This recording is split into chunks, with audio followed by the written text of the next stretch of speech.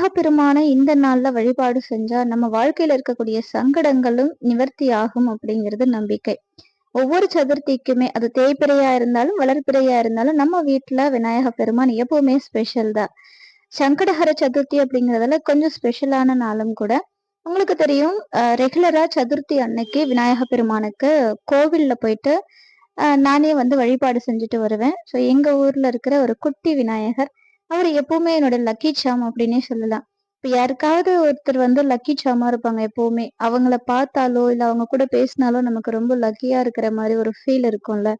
So அந்த மாரி எனக்கு எப்பவுமே என்னோட விநாயகப் பெருமான் தான் லக்கி சார்ம் அப்படின்னு சொல்லுவேன்.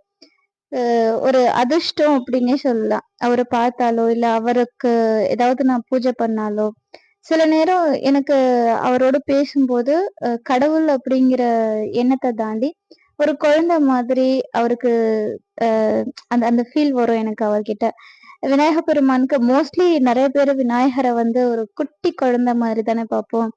அ அதே மாதிரி தான். அது ஏன்னு தெரியல. சின்ன வயசுல இருந்தே விநாயகர் அப்படின்னா ஒரு தனி பிரியம். அவர் மேல இருக்கிற பக்தியை தாண்டி அவர் மேல ஒரு அ ஒரு ஒரு பாசம் இருக்கும். ஒரு லவ் இருக்கும். ஸோ அந்த மாதிரி தான். இன்னைக்கு அவரோட ஸ்பெஷலான சங்கடஹர சதுர்த்திக்கு வீட்லயும் சிம்பிளா அவருக்கு வழிபாடு முடிச்சுட்டு, அப்படியே கிளம்பி கோவிலுக்கு போயாச்சு.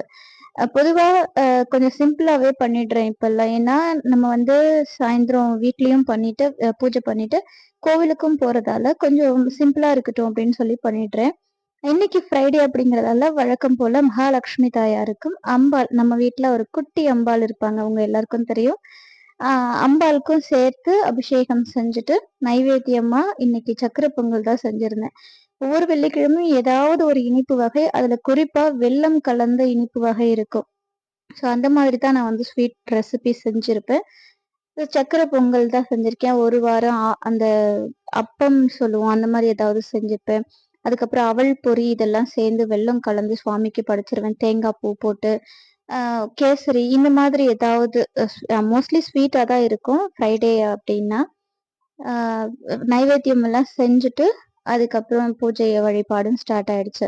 ஸோ காலையிலே என்னோட வீட்ல நடந்த ஒர்க்க தான் உங்க கூட ஷேர் பண்ணிட்டு இருக்கிறேன். ஸோ வழக்கம் போல காலையில வாசல் தெளிச்சு கோலம் போட்டுட்டு, அந்த நிலைவாசல்லாம் வந்து அழகா டெக்கரேட் பண்ணிட்டு, நம்முடைய கிச்சன்ல இருக்கக்கூடிய அடுப்படி நம்ம பழைய காலத்துல எல்லாம் வந்து அடுப்ப சுத்தம் பண்ணி சாணம் த போட்டு, அழகா மாக்கோலம் போட்டு, நம்ம வந்து மஞ்சள், குங்குமம் வச்சு, அதுக்கப்புறம் வந்து சமையல் பண்ணுவாங்க.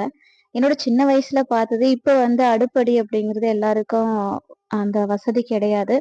எல்லாரும் வீட்டுக்குள்ள ஒரு குட்டி